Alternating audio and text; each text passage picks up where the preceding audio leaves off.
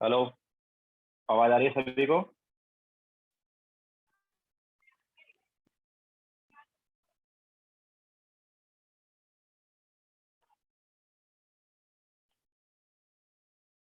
Okay, so good afternoon to all. Last lecture हमने quantum number कराया था शायद, और उसी को आगे कंटिन्यू करेंगे। क्वांटम नंबर हो गया ना पूरा? तो आगे हम नोट्स वगैरह लेंगे।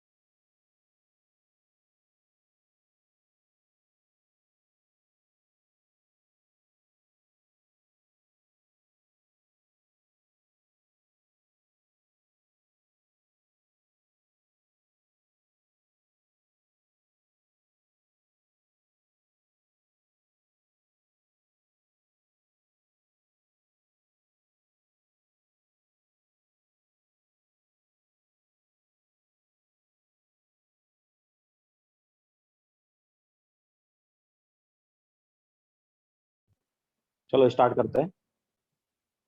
तो लास्ट टाइम हमने तुम्हें कराया था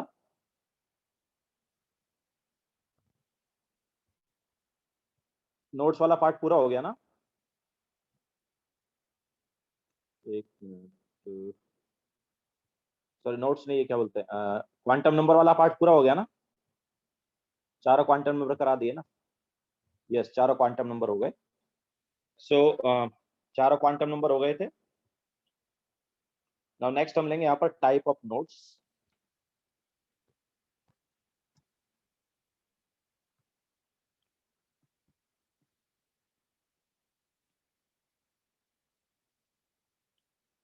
तो टाइप ऑफ नोट्स में हमारे पास देखो क्या है, हमारे पास जो साई था, साई जो था, ये एक्चुअली एक्स वाई और जेड का हमने फंक्शन बताया था। नाउ जब हम श्रोडिंगर इक्वेशन सॉल्व करते हैं तो एक्चुअली उसको सॉल्व करना इजी रहता है अगर हम इसे आर थीटा और फाई के फंक्शन में कन्वर्ट करेंगे। तो साई को आर थीटा एंड फाई के फंक्शन में कन्वर्ट किया जाता है। यहाँ पर आर जो है, इट इज डिस्टेंस फ्रॉम, मतलब distance of electron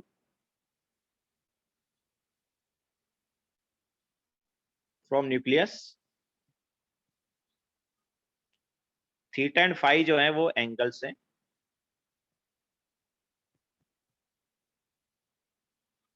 angle with access. तो देखो, साई को आर थीटा एंड फाई के फंक्शन में कन्वर्ट कर दिया। नाउ ये दो तरह के फंक्शन में आगे इसको ब्रेक किया जा सकता है। एक तो ऐसा जिसमें जस्ट डिस्टेंस वाला फंक्शन होगा, और एक ऐसा जो जिसमें एंगल वाला होगा। मतलब हम इसको एक तो डिस्टेंस वाले फंक्शन में कर सकते हैं और एक एंगल वाले फंक्शन। ठीक है, सो दो फंक्शन में इसको ब्रेक कर सकते हैं। सो ये जो ये वाला है, ये क्या था, this is wave function. Sai जो है क्या होता था, वेव फंक्शन। डिस्टेंस वाला जो फंक्शन, इसको हम बोलेंगे रेडियल वेव फंक्शन।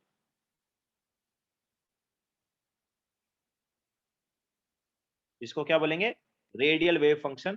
इसके अलावा ये ए वाला जो फंक्शन है, इसको हम बोलेंगे, मतलब ए क्या है, ए में क्या है, एंगल्स है। ठीक है, तो इसको हम बोलेंगे एंगुलर वेव फंक्शन।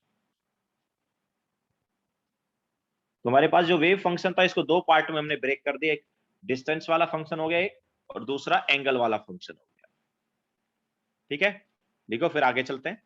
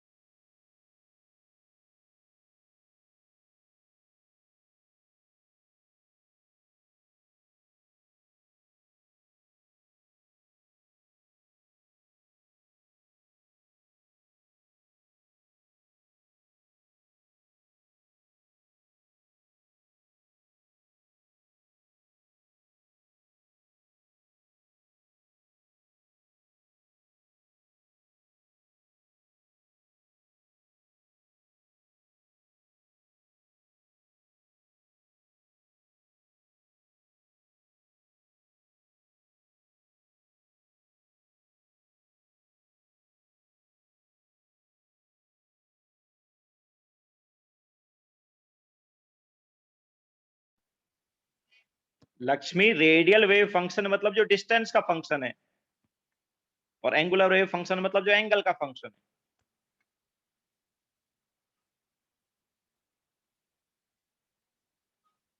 ये जो साई है, ये दो का फंक्शन हो गया। साई किसका फंक्शन हो गया, दो चीजों का। एक तो आर का, जो कि डिस्टेंस फ्रॉम न्यूक्लियस है, और दूसरा किसका, एंगल्स का, जो कि थीटा एंड फाई है। तो वेव फंक्शन को हमने डिस्टेंस के फंक्शन में एंड एंगल के फंक्शन में ब्रेक कर दिया। ये दो फंक्शन का मल्टीप्लीकेशन हो गया। तो जो डिस्टेंस का फंक्शन है, डिस्टेंस फ्रॉम न्यूक्लियस का फंक्शन, उसको रेडियल वेव फंक्शन बोल रहे हैं। और जो एंगल्स का फंक्शन उसको एंगुलर वेव फंक्शन बोल रहे हैं।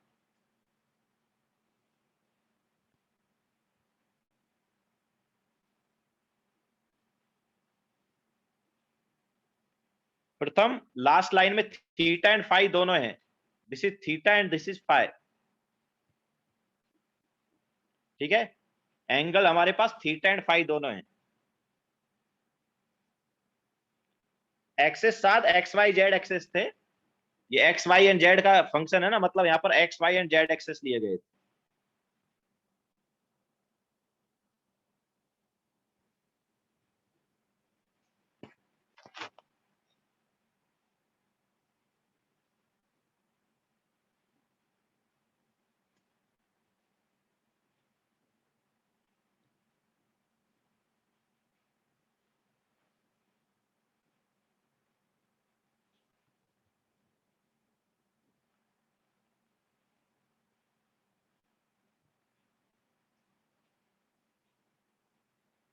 यस साथ यहाँ पर एक्चुअली दो ही के साथ एक्सेस, मतलब दो एक्सेस के साथ ही एंगल की बात की जाती है।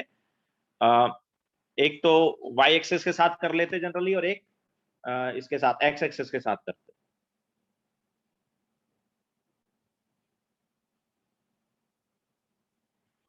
तीन में से दो एक्सेस के साथ एंगल की बात की जा रही है।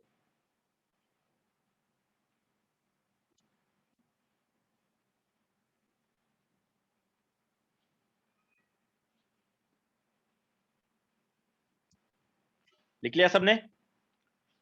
तो बेसिकली साई जो है ये क्या हो गया, आर इंटू ए हो गया, ठीक है।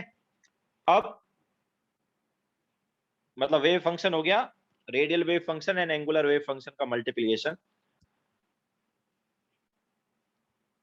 अब देखो एट नोड्स क्या होता था, एट नोड्स साई जीरो होता था क्या? एट नोड्स साई जीरो होता था या नहीं होता था? होता था ना। नोड्स क्या है? नोड्स ऐसा रीजन है जहां पर इलेक्ट्रॉन फाइंड करने की प्रोबेबिलिटी क्या है, जीरो है। तो ये साई वहां पर जीरो हो जाता था। अब देखो ये दो वजह से जीरो हो सकता है, एक तो या तो रेडियल वेव फंक्शन जीरो या फिर एंगुलर वेव फंक्शन जीरो, ठीक है। तो दो तरह से जीरो हो सकता है। तो if R is equal to zero तो हम बोलेंगे वो रेडियल नोड है, ठीक है। जहां पर आर इक्वल टू जीरो होगा वहां पर क्या होगा, रेडियल नोड होगा। एंड अगर ए इज इक्वल टू जीरो है, मतलब एंगुलर वेव फंक्शन वाला पार्ट अगर जीरो हो गया, देन एंगुलर नोड होगा, ठीक है। हमारे पास नोड क्या है, नोड ऐसा रीजन है जहां पर इलेक्ट्रॉन फाइंड करने की प्रोबेबिलिटी क्या है, जीरो है, ओके। मतलब साई जीरो होना चाहिए। अब साई दो वजह से जीरो हो सकता है, या तो कैपिटल आर जीरो मतलब रेडियल वेव फंक्शन जीरो, या फिर कैपिटल ए जीरो या एंगुलर वेव फंक्शन जीरो, ठीक है। सो जब रेडियल वेव फंक्शन जीरो होता है तो रेडियल नोड आएगा, और जब एंगुलर वेव फंक्शन जीरो होता है तो एंगुलर नोड आएगा। साथ अगर साई स्क्वायर करोगे then R square A square आ जाएगा। साई स्क्वायर जीरो है तो साई भी जीरो है, ये भी लिखवाया था ना हमने वहां पर। Eight node Sai square zero है तो साई स्क्वायर जीरो है तो साई भी जीरो होगा, ये नहीं लिखवाया था क्या उधर? लिखवाया था ना।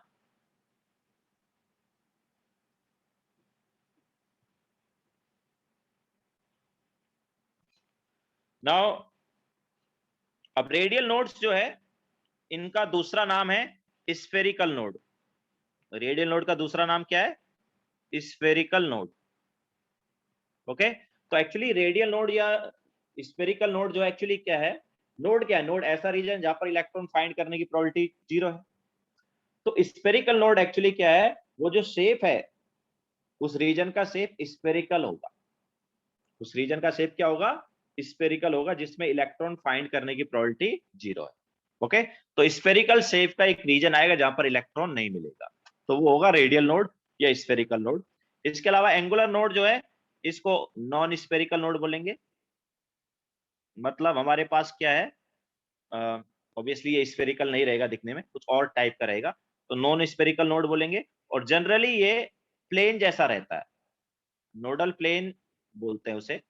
तो जनरली हमारे पास एंगुलर नोड जो है वो क्या है, वो हमें प्लेन जैसा दिखता है। बेसिकली हम ऐसा बोल सकते हैं कि एंगुलर नोड जो है वो एक ऐसा रीजन है जहां पर इलेक्ट्रॉन फाइंड करने की प्रोबेबिलिटी जीरो है, बट वो स्फेरिकल रीजन नहीं होगा।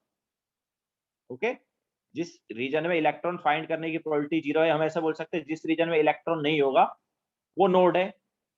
लेकिन वो नोड कैसा नहीं होना चाहिए? स्फेरिकल नहीं होना चाहिए, या वो रीजन स्फेरिकल नहीं होना चाहिए। तो नॉन स्फेरिकल रीजन रहेगा जिसमें इलेक्ट्रॉन फाइंड करने की प्रोबेबिलिटी 0 होगी या वहां पर इलेक्ट्रॉन नहीं होगा। एंड जनरली ये प्लेन जैसा दिखेगा। जनरली ये रीजन कैसा रहेगा? प्लेन जैसा रहेगा, इसलिए नोडल प्लेन भी बोल रहे हैं इसको। तो अब देखो, इसके लिए फॉर्मूला यूज किया जाएगा कि किस सब सेल में या किस ऑर्बिटल में कितने radial node and angular node होंगे। तो इसके लिए एक फॉर्मूला है, तुम्हें बेसिकली ये फॉर्मूला याद रखना है। तो नंबर ऑफ रेडियल नोड जो है,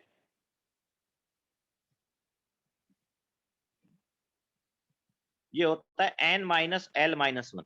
N is principal quantum number, L is azimuthal quantum number, ठीक है, -1। तो नंबर ऑफ रेडियल नोड इतने होते हैं।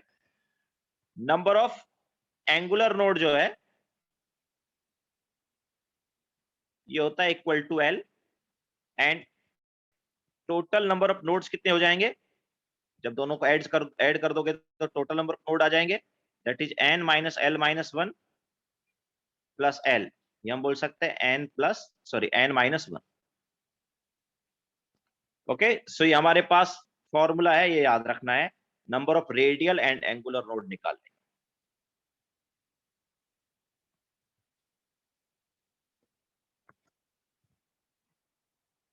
तो किसी भी ऑर्बिटल में अगर तुम्हें रेडियल नोड निकालने, ये फॉर्मूला लगा दो। किसी भी ऑर्बिटल में नंबर ऑफ एंगुलर नोड निकालने, ये फॉर्मूला लगा दो। और टोटल नोड्स के लिए n माइनस वन करो।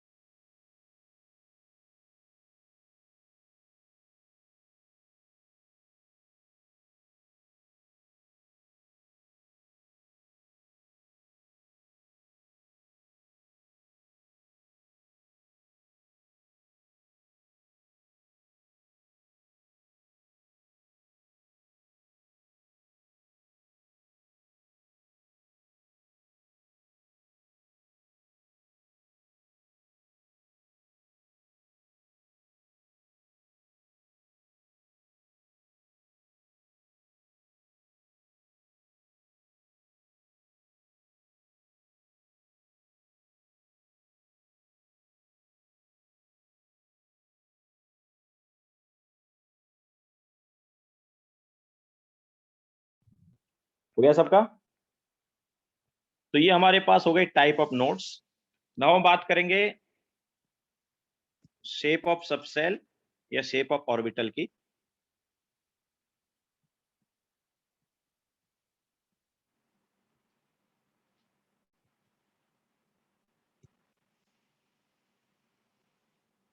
तो सबसेल और ऑर्बिटल एक ही बात है। एक्चुअली ग्रुप ऑफ सबसेल्स जो है वो क्या है, सॉरी ग्रुप ऑफ ऑर्बिटल्स जो है वो क्या है, सबसेल है। ऑब्वियसली एस ऑर्बिटल और एस सबसेल तो सेम होगा, क्यों? क्योंकि एस सबसेल में एक ही ऑर्बिटल होता है। ओके, तो एस सबसेल में एक ही ऑर्बिटल होता है, दैट्स व्हाई वहां पर ऑर्बिटल और सबसेल सेम ही है।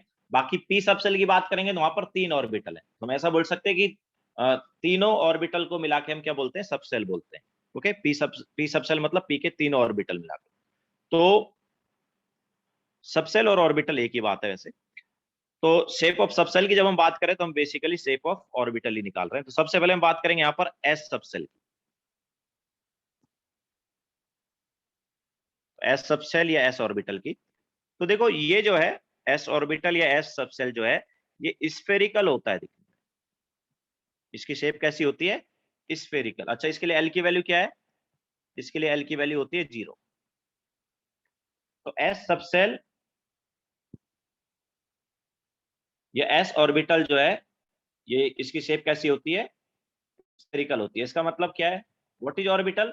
ऑर्बिटल ऐसा रीजन जहां पर इलेक्ट्रॉन फाइंड करने की प्रोबेबिलिटी मैक्सिमम होगी, या हम ऐसा बोल सकते हैं कि इलेक्ट्रॉन जो है वो जिस रीजन में रहेगा वो यहाँ पर कैसा होगा, स्फेरिकल होगा। ठीक है, बिकॉज ऑर्बिटल मतलब ऑर्बिटल में ही इलेक्ट्रॉन होता है ना। ऑर्बिटल क्या है, एक ऐसा रीजन जहां पर इलेक्ट्रॉन फाइंड करने की प्रोबेबिलिटी मैक्सिमम है, या हम ऐसा बोल सकते हैं कि ऑर्बिटल में ही इलेक्ट्रॉन होता है। ओके, सो वो जो रीजन है जिसमें इलेक्ट्रॉन रहेगा उसका शेप कैसा होगा, स्फेरिकल होगा। ओके, तो देखते हैं नाउ। पहले हम 1s की बात कर लेते हैं। तो देखो ये हमारे पास है भाई, न्यूक्लियस है ये मैं बोल रहा हूँ, दिस इज न्यूक्लियस। तो न्यूक्लियस कैसा है अपने पास, स्फेरिकल है। तो this is our nucleus, and अब इसके अराउंड रीजन रहता है जिसमें इलेक्ट्रॉन फाइंड करने की प्रोबेबिलिटी मैक्सिमम है, एंड वो रीजन जो है दिखने में स्फेरिकल होता है। वो रीजन कैसा होता है दिखने में, स्फेरिकल होता है। ओके, तो ये देखो ये डॉट डॉट वाला हम क्या एक्चुअली वो रीजन बना रहे हैं जिसमें इलेक्ट्रॉन हो सकता है। और ये रीजन देखो कैसा आ रहा है, डॉट डॉट वाला रीजन क्या है। अब एक फिक्स पोजीशन तो बता नहीं सकते ना, जैसा हम पहले ही देख चुके हैं, इलेक्ट्रॉन का फिक्स पोजीशन तो है ही नहीं।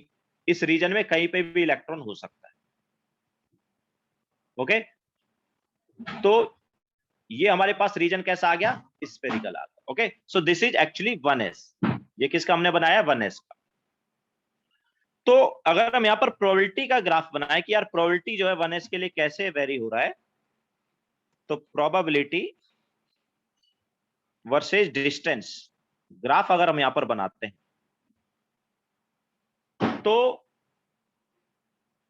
एक्चुअली क्या है, जैसे जैसे न्यूक्लियस से दूर जाते हैं प्रोबेबिलिटी इलेक्ट्रॉन फाइंड करने की बढ़ती जाती है।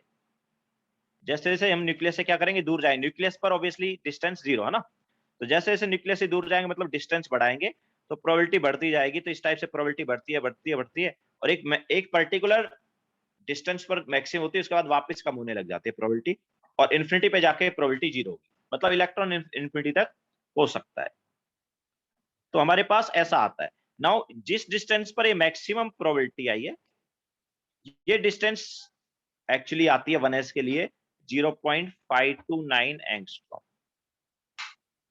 क्या आती है, 0.529 एंगस्ट्रॉम। कुछ सुना सुना लग रहा है क्या, ये देखा देखा लग रहा है कि 0.529 एंगस्ट्रॉम। दिस इज बोर का फर्स्ट ऑर्बिट का रेडियस, याद है? दिस इज हाइड्रोजन के केस में बोर का फर्स्ट ऑर्बिट का रेडियस। तो ऐसा नहीं है कि बोर पूरी तरह रॉन्ग था। बोर ने हाइड्रोजन की बात की थी, हाइड्रोजन इज यूनी इलेक्ट्रॉनिक, या हाइड्रोजन के अलावा बाकी यूनी इलेक्ट्रॉनिक की बात की। तो यूनी इलेक्ट्रॉनिक में एक ही इलेक्ट्रॉन होता है और वो 1s में रहता है। तो 1s में इलेक्ट्रॉन फाइंड करने की प्रोबेबिलिटी मैक्सिमम कहां पर आ रही है, 0.529 एंगस्ट्रॉम पर। तो वही तो उसे मिला था यार। ओके, तो बोर जो है पूरी तरह रॉन्ग नहीं था। ओके, थोड़ा बहुत वो करेक्ट भी था। तो ये हमारे पास हो गया 1s के लिए डायग्राम, ठीक है। तो हमने देखा कि इलेक्ट्रॉन फाइंड करने की प्रोबेबिलिटी देखो इस रीजन में, ये जो स्फेरिकल रीजन हमें दिख रहा है, इस स्फेरिकल रीजन में इलेक्ट्रॉन फाइंड करने की कुछ प्रोबेबिलिटी है, ओके। एंड फिर वो कैसे हमारे पास वेरी हो रहा है प्रोबेबिलिटी, जैसे जैसे न्यूक्लियस से दूर जा रहा है प्रोबेबिलिटी बढ़ रहा है, और फिर एक पर्टिकुलर डिस्टेंस जो कि 0.529 एंगस्ट्रॉम है, उसके बाद में अगर उससे दूर जाएंगे फिर प्रोबेबिलिटी वापस क्या होने लग जाएगा, कम होने लग जाएगा, और इंफिनिटी पे जाके 0 हो जाएगा, ठीक है। तो इस टाइप से डिस्टेंस के साथ 1s का प्रोबेबिलिटी क्या होगा, चेंज होगा, ओके।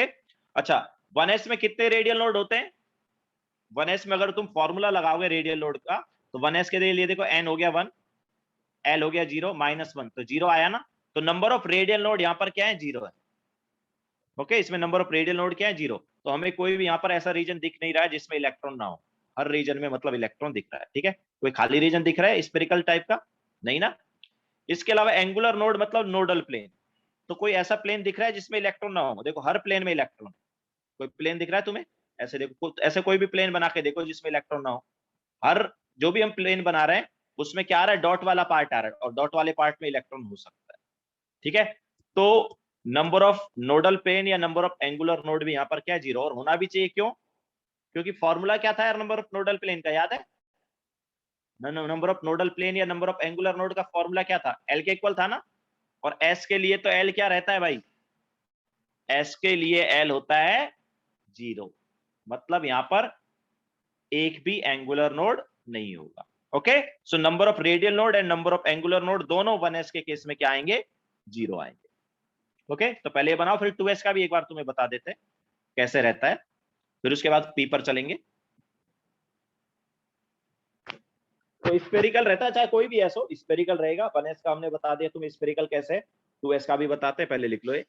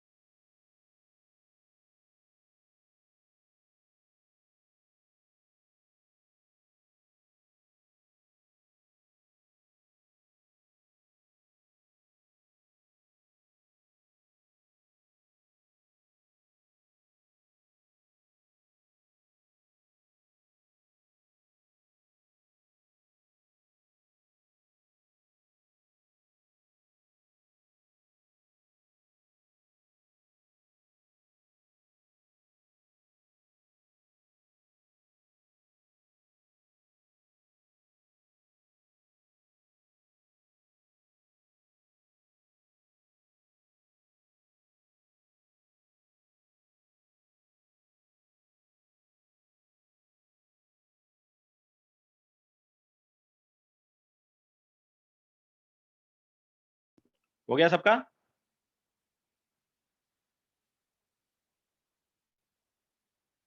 नाउ 2s का देख लेते हैं।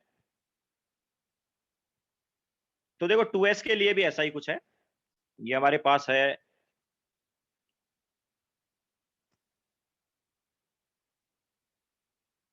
This is nucleus. नाउ इसके अराउंड हमारे पास रीजन है जिसमें इलेक्ट्रॉन फाइंड करने का प्रोबेबिलिटी मैक्सिमम होगा, या हम बोल सकते हैं वो रीजन में इलेक्ट्रॉन रहेगा। तो ये डॉट डॉट वाला रीजन बना रहे हैं, इस रीजन में क्या है, इलेक्ट्रॉन है,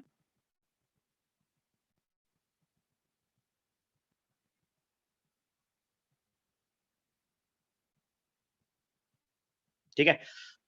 नाउ अच्छा 2s में कितने रेडियल नोड होंगे यार, 2s में रेडियल नोड कितने होंगे, देखो n हो गया 2, n माइनस l माइनस 1 ना, तो n हो गया 2, l क्या हो गया, l 0 होता है, -1 तो कितना आया, 1 आया ना। तो 2s के लिए 1 रेडियल नोड आना चाहिए, ठीक है। तो देखो एक रेडियल नोड आएगा, ये हमारे पास रीजन आ गया जिसमें इलेक्ट्रॉन है, फिर एक देखो खाली रीजन आ जाएगी जिसमें इलेक्ट्रॉन नहीं है, और वापस एक रीजन आएगा जिसमें इलेक्ट्रॉन है।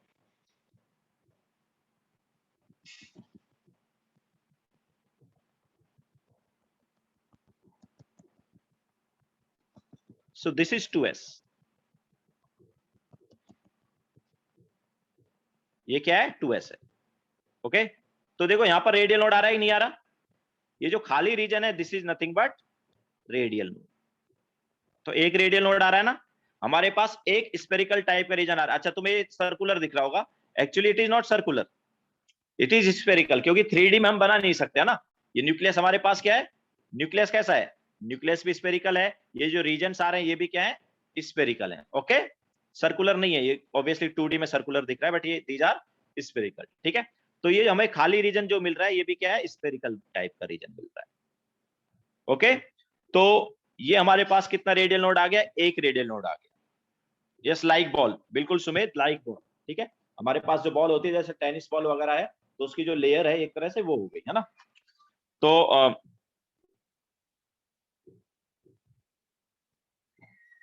ओके, सो ये हमारे पास 2s का हो गया। यस लक्ष्मी, तो नाउ 2s के लिए अगर हम ग्राफ बनाएंगे प्रोबेबिलिटी वाला,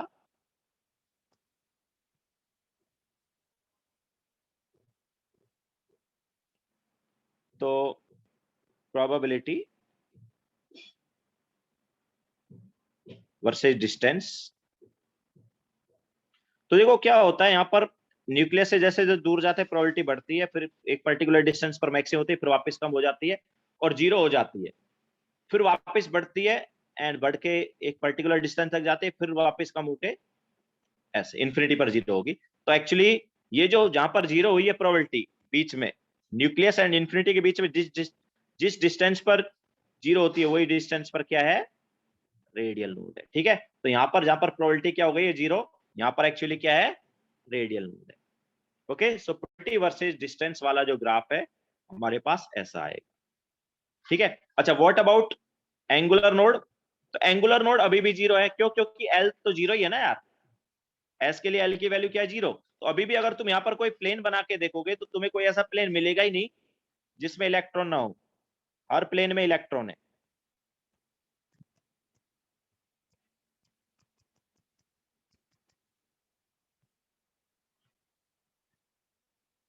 ओके, ऐसा कोई प्लेन यहाँ पर आएगा ही नहीं जिस प्लेन में इलेक्ट्रॉन ना हो, क्योंकि हर प्लेन में इलेक्ट्रॉन आ रहा है। देखो हर प्लेन में डॉट वाला पार्ट आ रहा है ना, तो हर प्लेन में क्या आएगा, इलेक्ट्रॉन आएगा। ओके, सो 2s में भी एंगुलर नोड क्या होगा, जीरो। तो चाहे कोई भी एस हो, एंगुलर नोड जीरो ही होगा, क्योंकि एस के लिए एल की वैल्यू क्या है, जीरो है, और number of angular node L के इक्वल ही होता है। ठीक है, सो ये हमने तुम्हें एस सबसेल या एस ऑर्बिटल का शेप बताया कैसा होता है।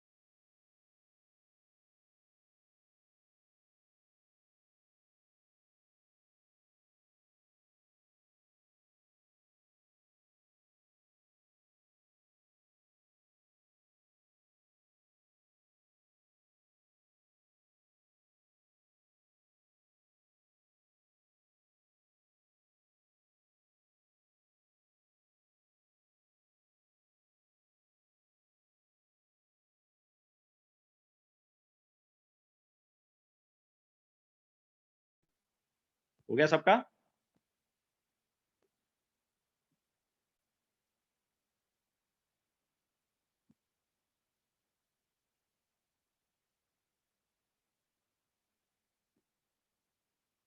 नाउ नेक्स्ट हम लेते हैं पी।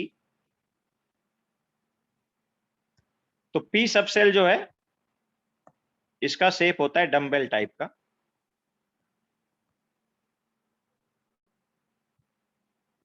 तो पहला था एस सबसेल, नेक्स्ट है पी सबसेल।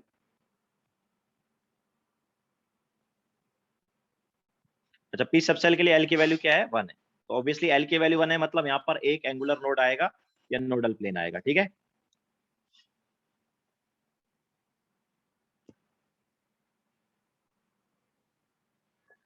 तो शेप कैसा होता है इसका मैंने बताया, डम्बेल टाइप का शेप होता है।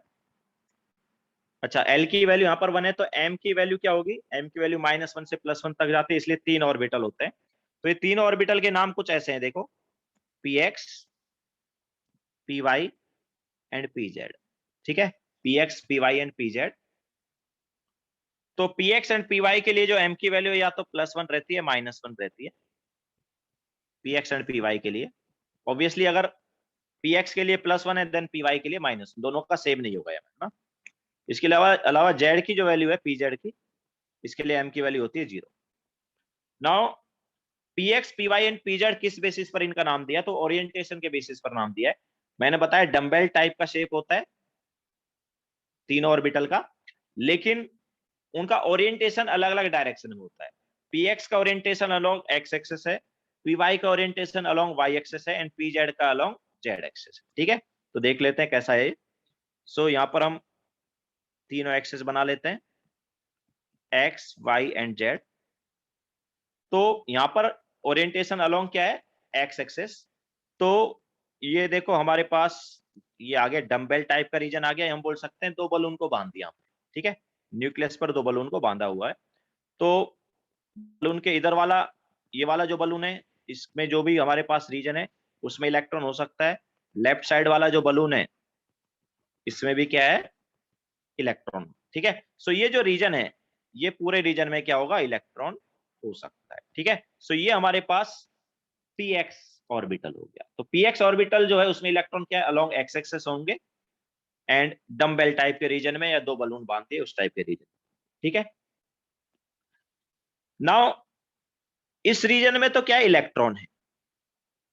तो यहां पर अगर मैं ये वाला प्लेन लेता हूं, कौन सा प्लेन लेता हूं, ये प्लेन लेता हूं, तो इसमें इलेक्ट्रॉन होगा क्या यार,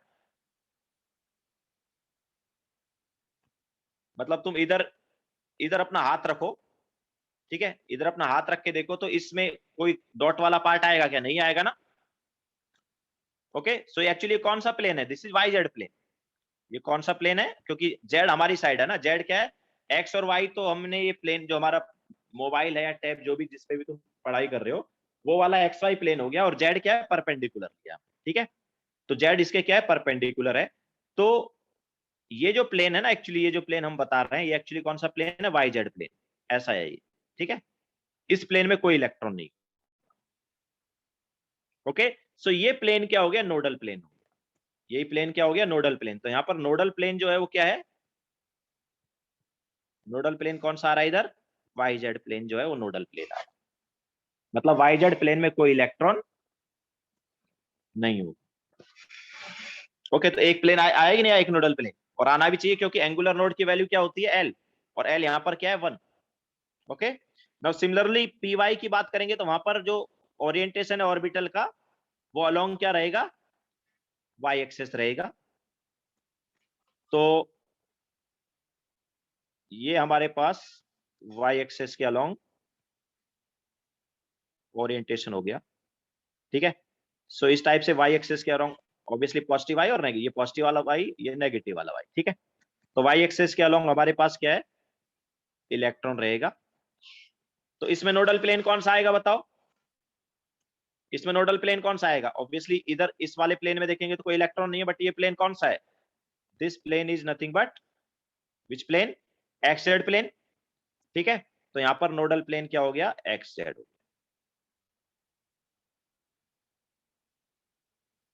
ओके,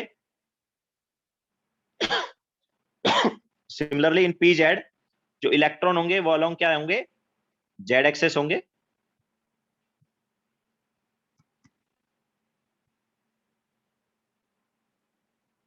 तो यहाँ पर इलेक्ट्रॉन जो है उनका ओरिएंटेशन अलोंग क्या होगा, जेड एक्सेस, या ऑर्बिटल जो है अलोंग जेड एक्सेस होगा, इस टाइप से।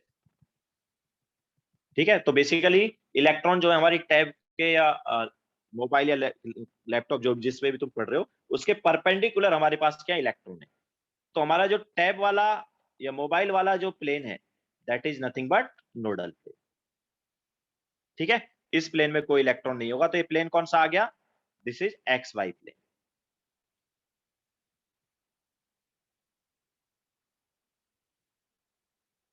ओके, सो यहां पर नोडल प्लेन क्या आएगा? एक्स वाई आ जाएगा। क्लियर है सभी को? तो लिखो ये, फिर आगे चलते हैं। तो ये हमने पी सबसेल या पी ऑर्बिटल का शेप देख लिया, और ये भी देख लिया कि उनमें नोडल प्लेन क्या है।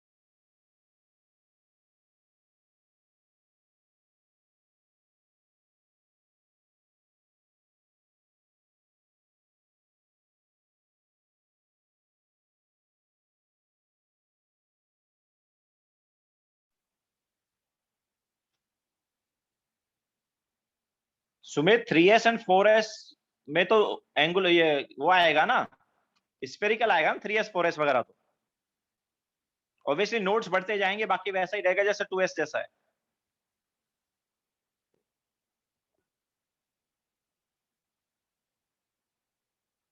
हाँ, ग्राफ भी वैसे ही जाएगा जैसे हमने वहां पर बताया तुम्हें।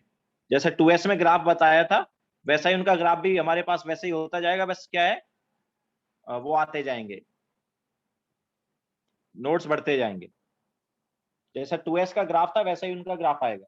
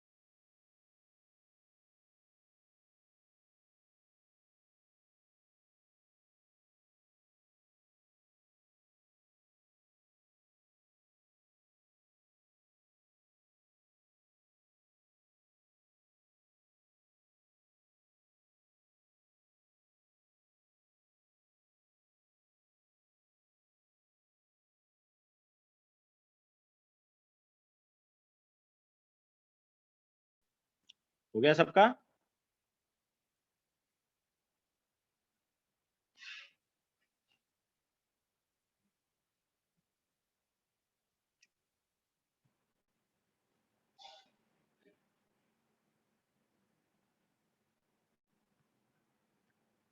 नाउ डी सब सेल, तो डी सब सेल जो है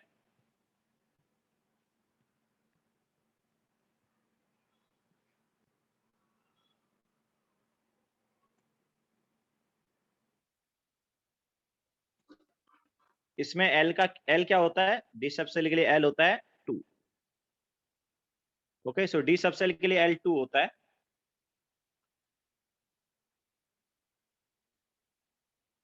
तो इसका जो शेप है ये डबल डम्बेल होता है।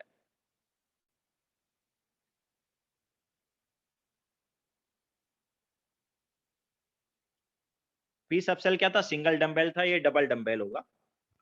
तो ऑब्वियसली एम की वैल्यू -2 से +2 जाएगी, मतलब कितने ऑर्बिटल हो जाएंगे, 5 ऑर्बिटल। तो इनके जो नाम है कुछ देखो ऐसे होंगे, dxy, dyz, dxz, इसके अलावा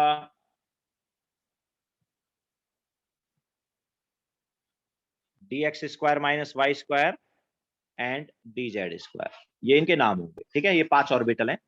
तो 1 बाय 1 शेप देखते हैं सबका। तो अब देखो हमने क्या बोला, डबल डम्बेल होंगे। तो एक्चुअल में क्या है, ये एक्स वाई प्लेन में होगा, ये वाई जेड प्लेन में होगा, ये एक्स जेड प्लेन में होगा। ठीक है, बट इन बिटवीन प्लेन होंगे, तो सॉरी इन बिटवीन एक्सेस होंगे, X Y plane, Y Z plane, X Z plane, and in between X and Y axes होंगे, ये in between Y and Z axes होगा, और ये in between X and Z axes होगा। तो यहाँ पर हम क्या करेंगे, एक्स वाई प्लेन बनाएंगे, और जेड को क्या बोलेंगे, जेड परपेंडिकुलर है, उसको बना नहीं रहे हम। ठीक है, जेड के यहाँ पर परपेंडिकुलर है। तो ये एक्स वाई प्लेन में है, और in between X and Y axes, double dumbbell है, in between X and Y axes. तो देखो ऐसा कुछ आएगा। ठीक है, डबल डम्बेल टाइप रीजन आ गया। हम बोल सकते हैं हमने 4 बलून को बांध दिया। ठीक है, तो ये जो हमने डबल डम्बेल टाइप रीजन दिखाया है, इस रीजन में क्या होगा, इलेक्ट्रॉन होगा। तो ये तो आ गया इलेक्ट्रॉन वाला रीजन। नाउ नोड वाला रीजन क्या होगा, नोडल प्लेन क्या होगा। तो देखो ये वाला नोडल प्लेन है क्या, ये वाला भी नोडल प्लेन है क्या, दो नोडल प्लेन आ रहे हैं कि नहीं आ रहे। एक तो ये वाला आ गया, ये वाला प्लेन देखो, ऑब्वियसली ये प्लेन कौन सा है, जेड, याद रखना परपेंडिकुलर है, so this is X Z plane. And ये वाला प्लेन कौन सा है, this is Y Z plane. तो दो नोडल प्लेन आ रहे ही नहीं आ रहे, और आने भी चाहिए, क्योंकि नोडल प्लेन किसके इक्वल होता है, एल के इक्वल, और एल यहां पर क्या है, 2। ओके, सो इस केस में नोडल प्लेन क्या आएगा, नोडल प्लेन जो है वो एक तो आ गया ये वाला, कौन सा हो गया, ये एक्स जेड, और एक आ गया ये वाला, ये कौन सा हो गया, Y Z. Okay, now D Y Z की बात करेंगे, तो यहां पर हम क्या करेंगे, वाई एंड जेड एक्सेस को ही दिखाएंगे, और एक्स को परपेंडिकुलर मानेंगे। ठीक है, वाई और जेड एक्सेस हमने दिखा दिए, और एक्स यहां पर क्या है, परपेंडिकुलर है। तो वाई एंड जेड एक्सेस के बीच में इस टाइप से इलेक्ट्रॉन रहेंगे, या इस टाइप से वो रीजन होगा जिसमें इलेक्ट्रॉन हो सकते हैं, डबल डम्बेल टाइप रीजन। तो ये हमने डबल डम्बेल टाइप रीजन बता दिया तुम्हें, जिसमें इलेक्ट्रॉन होगा।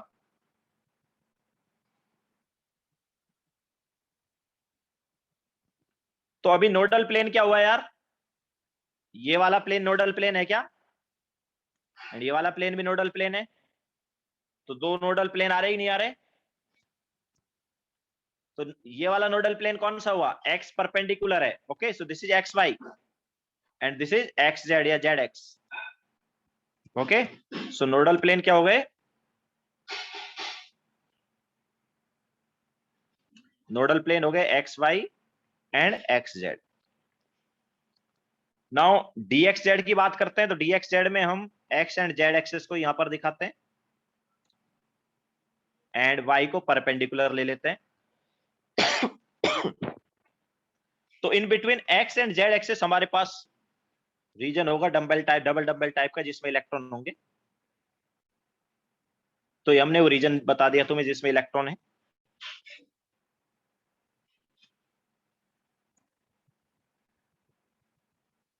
तो इसमें इलेक्ट्रॉन होंगे।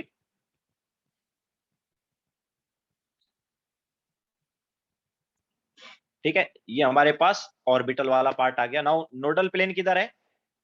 सो obviously this is nodal plane, that is, अब यहाँ पर परपेंडिकुलर क्या, वाई एक्सिस परपेंडिकुलर है। ठीक है, so this is Y Z and this is X Y. Okay, so nodal plane क्या हो गया, Y Z and X Y.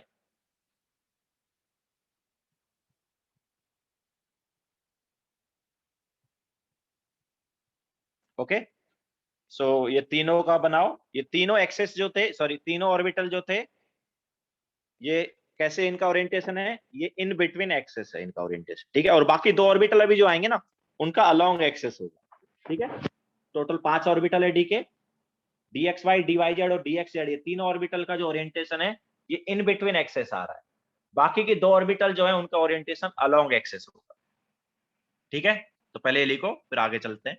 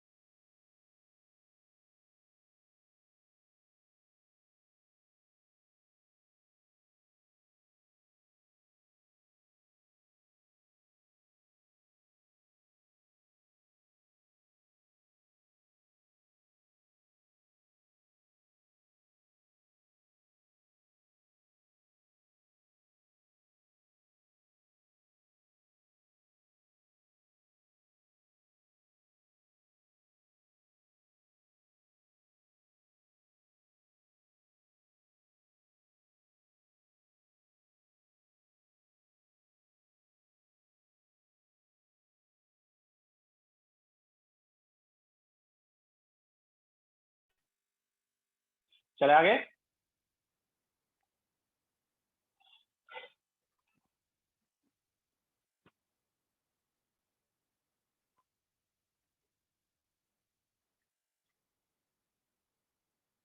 लिख लिया सबने?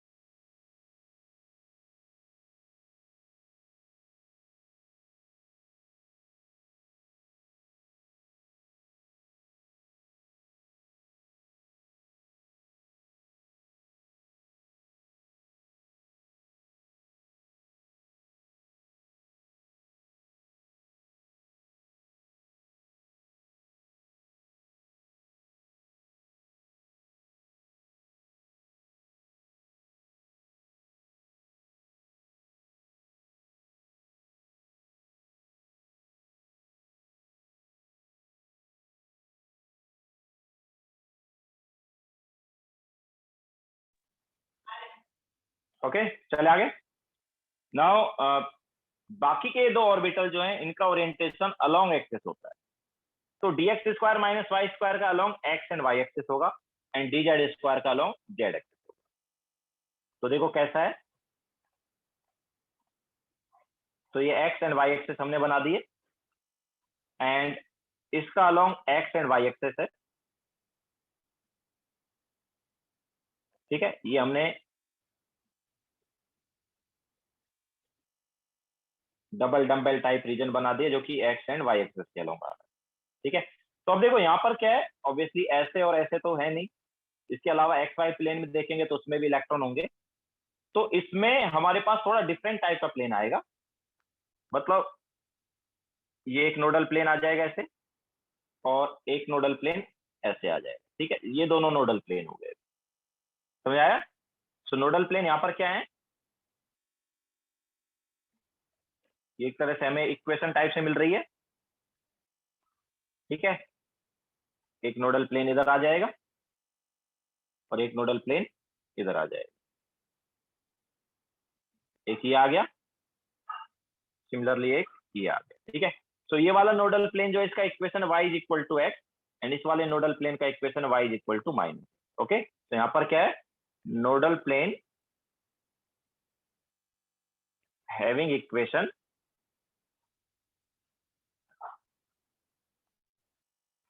y is equal to X and y is equal to minus X. Okay, तो dx square minus Y square में yes obviously z perpendicular है, तो z तो ऊपर है ही खैर। ठीक है, z क्या है, परपेंडिकुलर है, तो मतलब यहाँ पर अपना हाथ रख के देखो, यहाँ पर अपना हाथ रख के देखो तो ये पूरा एक प्लेन मिल रहा है। ओके, ये ऑब्वियसली अभी हमने जो बनाया तो जस्ट लाइन ड्रॉ की है, बट इस लाइन वाला plane is nodal plane. Similarly ये वाला लाइन वाला प्लेन भी नोडल प्लेन है। ओके, नाउ dz स्क्वायर थोड़ा अलग होता है। देखो अभी तक हमने जो चार ऑर्बिटल बनाए वो चार ऑर्बिटल का शेप जो है डबल डम्बेल टाइप है, dz स्क्वायर थोड़ा अलग होता है। तो इसका जो शेप होता है सिंगल डम्बेल टाइप होता है। हम यहाँ पर एक्स एंड जेड प्लेन बनाते हैं, वाई परपेंडिकुलर लेते हैं, तो इसका जो शेप है वो सिंगल डम्बेल टाइप होता है और वो सिंगल डम्बेल टाइप जो है अलोंग जेड एक्सिस रहेगा। तो फिर इसमें और पीजेड में क्या डिफरेंस हुआ भाई, पीजेड भी तो ऐसा ही था। डिफरेंस देखो एक चीज का आता है, यहाँ पर सेकंड वाला जो डम्बेल है उसकी बजाय ऐसा रिंग टाइप का रीजन आ जाता है। यहाँ पर देखो डबल डम्बेल होने चाहिए ना, लेकिन सिंगल डम्बेल है और दूसरे डम्बेल की बजाय यहाँ पर क्या है, रिंग टाइप का रीजन आ गया। उस रिंग टाइप के रीजन में भी क्या होगा, इलेक्ट्रॉन। और ये जो रिंग टाइप का रीजन है ये एक्स वाई प्लेन में है। ये रिंग टाइप का रीजन कहां पर है, एक्स वाई प्लेन में। तो dumbbell type region along z axis and ring type region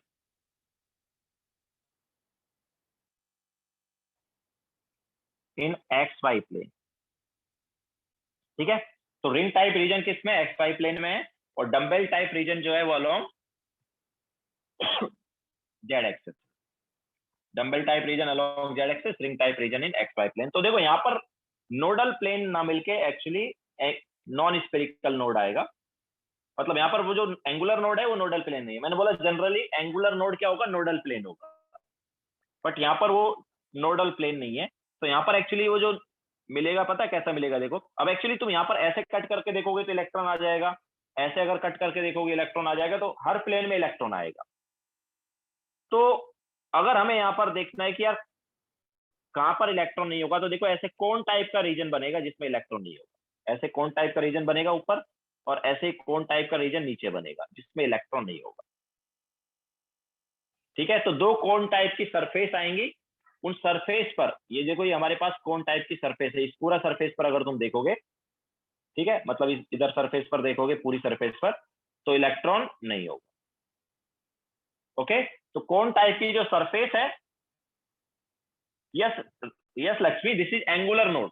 ये एंगुलर नोड होगा बट ये नोडल प्लेन नहीं। देखो जनरली मैंने क्या बोला कि angular node are nodal plane, but ये वाला जो एंगुलर नोड है ये नोडल प्लेन नहीं। Okay, this is just angular node या नॉन स्फेरिकल नोड बोल सकते हैं इसको हम, ठीक है। तो इस टाइप से हमें यहाँ पर क्या मिलेगा, एंगुलर नोड मिलेगा, और वो एंगुलर नोड कैसा आएगा, कोन शेप का आएगा। तो एंगुलर नोड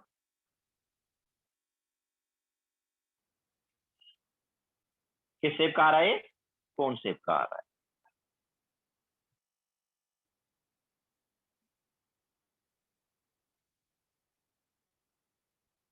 ठीक है, तो एंगुलर नोड जो है वो कैसा आ रहा है, कोन शेप का आ रहा है।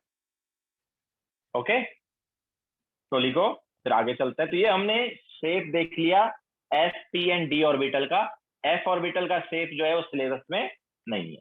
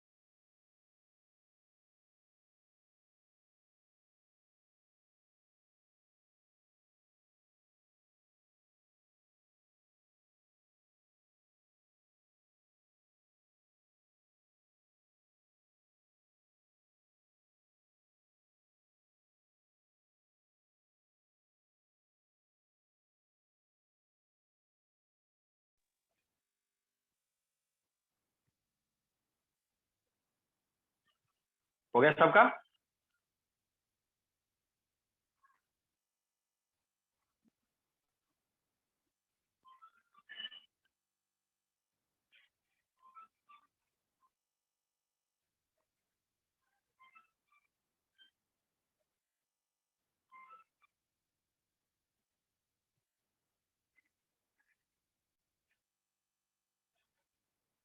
आगे चलते हैं।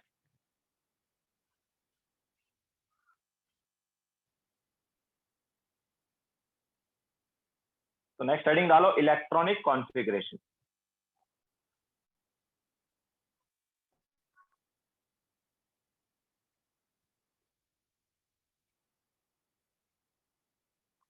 Electronic configuration. तो इलेक्ट्रॉनिक कॉन्फ़िगरेशन क्या है, तो हमारे पास जो इलेक्ट्रॉन्स हैं वो मल्टी इलेक्ट्रॉनिक सिस्टम में कैसे अरेंज होंगे उसको हम बोलेंगे इलेक्ट्रॉनिक कॉन्फ़िगरेशन। तो arrangement of electrons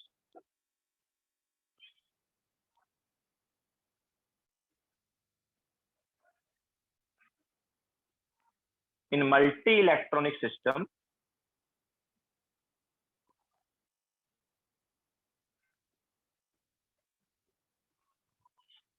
according to different rules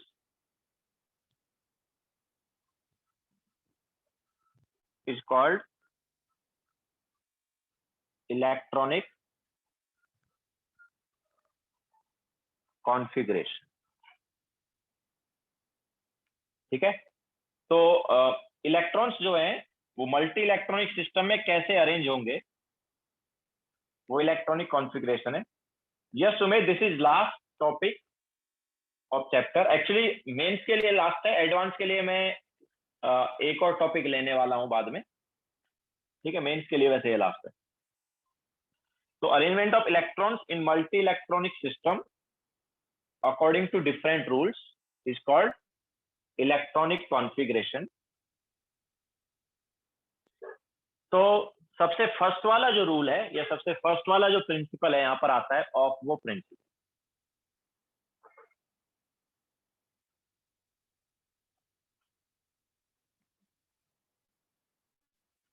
of was principal.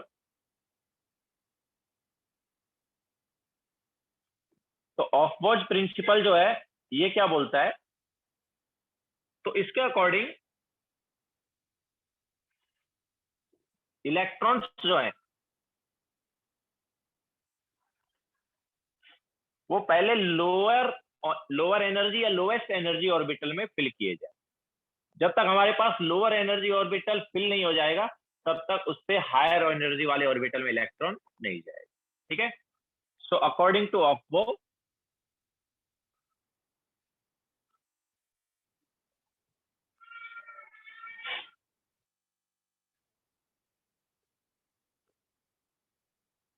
Lower energy orbital is filled first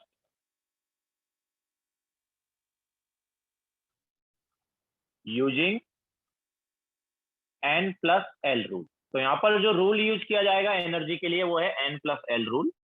तो अभी बताते हैं कि n plus l रूल क्या है, पहले ये लिख लो।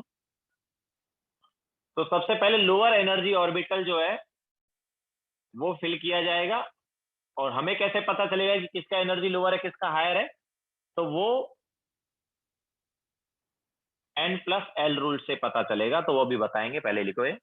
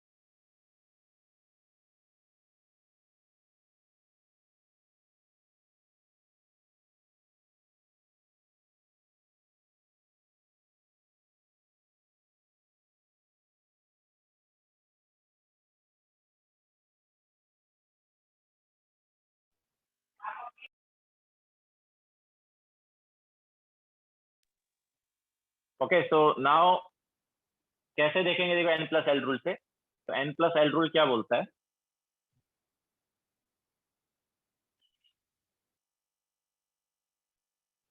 एन प्लस एल रूल के अकॉर्डिंग जितना लोअर वैल्यू होगा एन प्लस एल का, उतना ही एनर्जी कम होगा, और जितना एन प्लस एल ज्यादा होगा उतना एनर्जी ज्यादा। लेकिन कई बार ऐसा हो सकता है कि दो अलग अलग ऑर्बिटल का एन प्लस एल सेम आ जाए। तो जब एन प्लस एल सेम आएगा फिर हम एन को देखेंगे, जिसका एन कम है उसका एनर्जी कम होगा। ओके, तो lower the value of N plus L,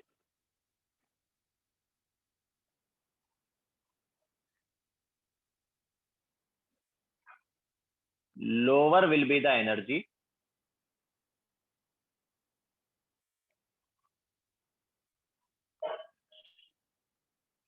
इसके अलावा if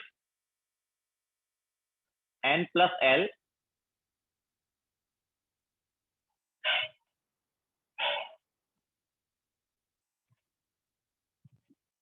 of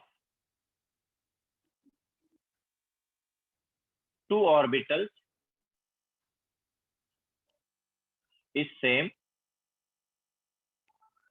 then lower the value of n,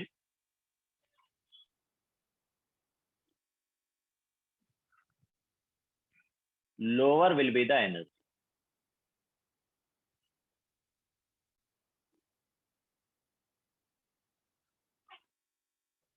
ठीक है, तो देखते हैं, देखो तो n प्लस एल देखते हैं अलग अलग ऑर्बिटल का, 1s 2s 2p 3s 3p, then 3d 4s 4p, इन सब का n प्लस एल देखते हैं। तो सबसे कम n प्लस एल, अब देखो 1s का कितना है, 1 प्लस 0 1 आया, 2s का कितना है, 2 प्लस 0 2 आया, 2p का 2 प्लस 1 3 आ गया, 3s का 3 प्लस 0 3 आया, 3p का 3 प्लस 1 4 आ गया, 3d का कितना है, 3 प्लस 2 दैट इज 5, 4s का 4 प्लस 0 4, 4p का 4 प्लस 1 5। तो अगर हम इन सबका एनर्जी देखें तो क्या होगा भाई, तो सबसे कम एनर्जी 1s का होना चाहिए ना, क्योंकि 1s का n प्लस एल सबसे कम है, फिर उससे ज्यादा 2s का, फिर 2s से ज्यादा देखो, अब 2p एंड 3s दोनों का n प्लस एल सेम है ना, तो 2p एंड 3s दोनों का n प्लस एल सेम है, तो एनर्जी किसका कम होगा फिर, जिसका n कम है। ओके, जब n प्लस एल सेम आ जाएगा तो क्या देखना, n, तो n किसका कम है, n 2p का कम है, तो 2p देन 3s। अब देखो इसके बाद 3p एंड 4s पे जाएंगे, ऑब्वियसली 3d पे नहीं जाएंगे क्योंकि 3d का n प्लस एल ज्यादा है। ठीक है, तो 3p एंड 4s में किसका एनर्जी कम है, 3p का, बिकॉज उसका n कम है, और फिर उससे ज्यादा 4s का, सो 3p देन 4s। अब देखो 4s के बाद हम बात करेंगे 3d एंड 4p की, क्योंकि उनका n प्लस एल क्या है, 5 है दोनों का। ठीक है, लेकिन दोनों में एनर्जी किसका कम होगा, 3d का या 4p का, ऑब्वियसली 3d का, क्योंकि उसका n कम है। तो 3d and then 4p, clear है। तो इलेक्ट्रॉन सबसे पहले 1s में जाएगा, फिर 1s फिल हो गया, फिर 2s में, फिर 2s फिल हो गया, फिर 2p में, फिर 2p फिल हो गया, फिर 3s में, 3s के बाद 3p में। अब देखो यहाँ पर प्रॉब्लम होती है, 3p के बाद 3d में नहीं जाएगा इलेक्ट्रॉन, 3p के बाद किस में जाएगा, 4s में, और 4s में जाने के बाद फिर 3d में जाएगा। ओके, तो ऐसा क्यों हो रहा है, 3p के बाद 3d में ना जाके 4s में क्यों गया, क्योंकि 4s का जो एनर्जी है वो 3d से कम है। ओके, तो ये हमारे पास इलेक्ट्रॉन फिल करने का सीक्वेंस रहेगा, क्योंकि एनर्जी जो है वो इसी ऑर्डर में क्या हो रही है, बढ़ रही है।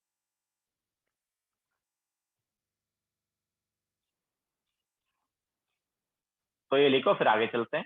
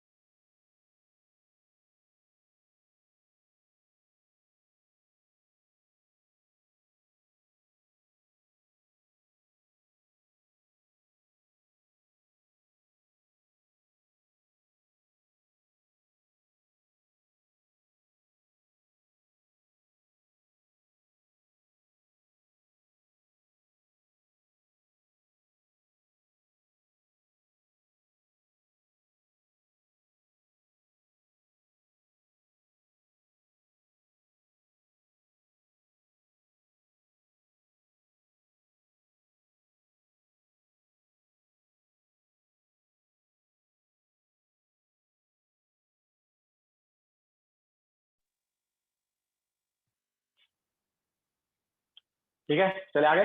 नाउ अब देखो ऐसे तुम अगर कैलकुलेट करने जाओगे हर एक का n+l, तो क्या उसमें थोड़ा टाइम लग जाएगा। तो इसके लिए मैं एक और तुम्हें तरीका बता रहा हूँ इलेक्ट्रॉन फिल करने का, कि कैसे इलेक्ट्रॉन फिल करेंगे। तो क्या करो, हम जैसे बना रहे हैं वैसे बनाओ। तो 1s फर्स्ट ऑर्बिट में s ही होता है, सेकंड ऑर्बिट में 2s हो गया, 2p हो गया, ठीक है। थर्ड ऑर्बिट में 3s 3p 3d, fourth orbit में 4s 4p 4d 4f, एक एक सबसेल बढ़ती जाती है ना।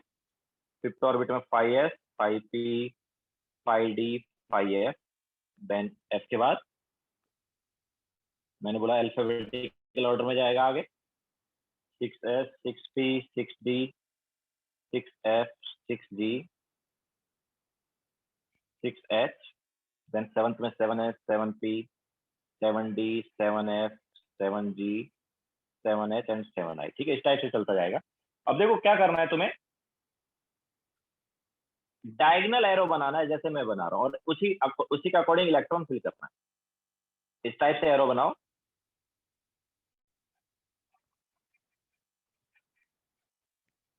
दैट्स इट, ठीक है। तो इलेक्ट्रॉन इस एरो के अकॉर्डिंग ही फिल करना, मतलब सबसे पहले इलेक्ट्रॉन कहां पर जाएगा, फर्स्ट वाले एरो में मतलब 1s में, फिर उसके बाद सेकंड वाले एरो में मतलब 2s में, फिर थर्ड वाले एरो में, ऑब्वियसली इधर से स्टार्ट करोगे, ठीक है, क्योंकि हमने ऐसे किया था। ओके, सो किस में जाएगा, 2s के बाद 2p में, 2p के बाद 3s में, 3s के बाद 3p। अब देखो 3p के बाद 3d नहीं गया, 3p के बाद कहां गया, 4s गया, फिर 4s जाने के बाद 3d, फिर 3d के बाद 4p, 4p के बाद 5s, समझ आया। 5s के बाद 4d, 4d के बाद 5p, 5p के बाद 6s, इस टाइप से इलेक्ट्रॉन फिल किया जाएगा। क्लियर है सबको।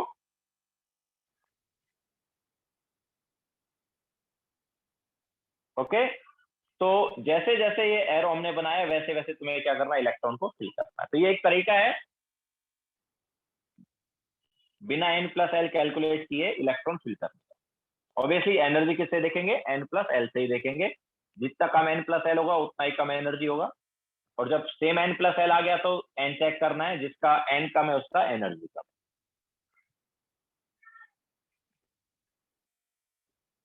ओके,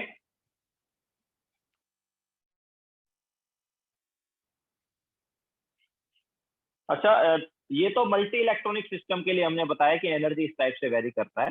अगर हम बात करेंगे यूनि इलेक्ट्रॉनिक सिस्टम की, तो वहां पर एनर्जी एल पे डिपेंड नहीं करता, याद रखना, ठीक है। फॉर यूनि इलेक्ट्रॉनिक सिस्टम, मतलब हाइड्रोजन जैसे या He पॉजिटिव Li2 पॉजिटिव वगैरह का, तो for uni electronic system energy only depends upon n मतलब ऑर्बिट नंबर, ठीक है। तो एनर्जी जस्ट n पे डिपेंड करेगा, मतलब अगर हम यहाँ पर बोलते हैं कि आप 4s 4p 4d and 4f, इन सभी का एनर्जी मान लो हम कंपेयर करते हैं, तो सबका एनर्जी सेम रहेगा। क्यों, क्योंकि सबका n सेम है। अभी l पर तो डिपेंड करेगा ही नहीं। तो अगर 4s 4p 4d and 4f में हमने एनर्जी कंपेयर किया for uni electronic system, uni electronic system मतलब हाइड्रोजन वगैरह की बात कर रहे हैं ना, हाइड्रोजन या हीलियम पॉजिटिव वगैरह, तो उनके केस में एनर्जी जो है वो क्या आएगा, अगर n सेम है तो एनर्जी सेम आएगा, अगर n ज्यादा है तो एनर्जी ज्यादा हो। समझ आया, वहां पर जस्ट एनर्जी n पे डिपेंड करेगा।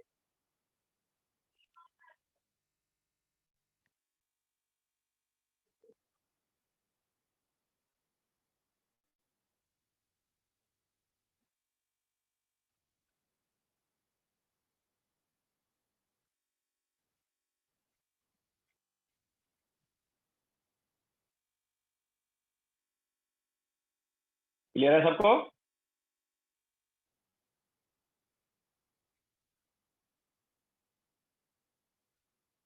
तो इस टाइप से हम n+l यूज करके एनर्जी देखेंगे किसका ज्यादा होगा किसका कम।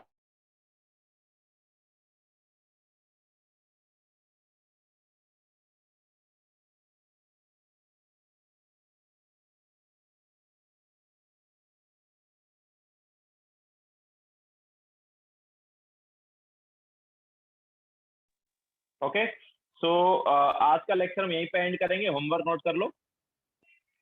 कल मेंस के लिए चैप्टर खत्म हो जाएगा। कल है ना अपना लेक्चर, तो कल मेंस के लिए चैप्टर हो जाएगा खत्म। एडवांस के लिए एक और लेक्चर लगेगा, तो होमवर्क नोट कर लो।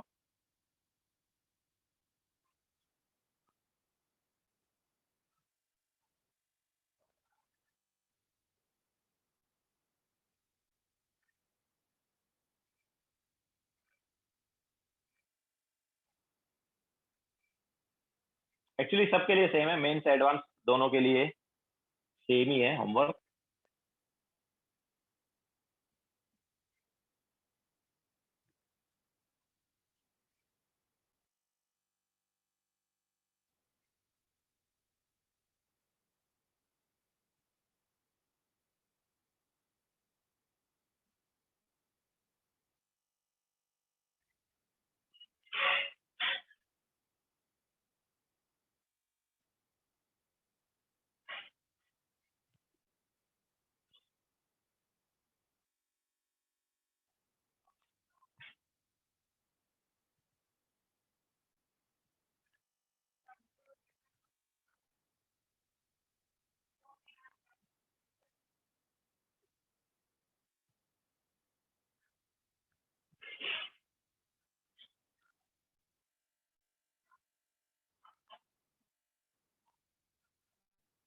ठीक है, मेंस के लिए ये है। एक्चुअली एडवांस में 2-3 प्रॉब्लम एक्स्ट्रा हो रहे हैं। एडवांस के लिए ये क्या अपने पास फाउंडेशन बिल्डर ऑब्जेक्टिव है।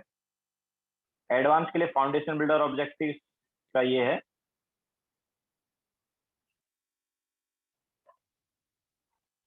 इसके अलावा ये वाला भी है। ठीक है, 84 भी एडवांस के लिए। मेंस के लिए एक्चुअली क्वेश्चन है नहीं, 84 दिया ही नहीं है मेंस की वाली बुकलेट में। वो 84 डिफरेंट है। मेंस की बुकलेट का 84 एंड एडवांस की बुकलेट का 84 डिफरेंट है। ठीक है, तो यहीं पे लेक्चर एंड करेंगे। बाय।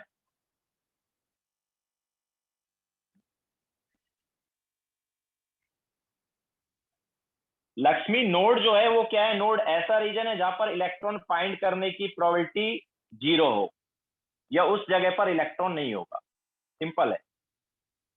ओके, नोड में इलेक्ट्रॉन होगा ही नहीं। तो ये रीजन दो टाइप का आ सकता है, रेडियल भी आ सकता है और एंगुलर भी आ सकता है। मतलब वो रीजन दिखने में कैसा हो सकता है? रेडियल भी हो सकता है। जैसे हमने 1s के लिए दिखाया था, कोई रेडियल नोड नहीं था, बट 2s के लिए एक ही रेडियल नोड था, बिकॉज एक उसमें ऐसा स्पेरिकल पार्ट दिख रहा था।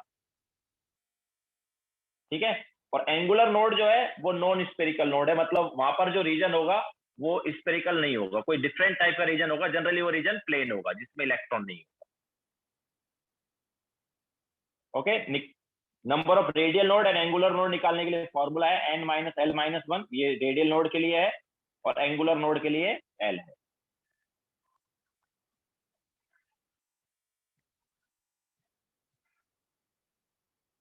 ओके, सो लेक्चर एंड करते हैं। बाय।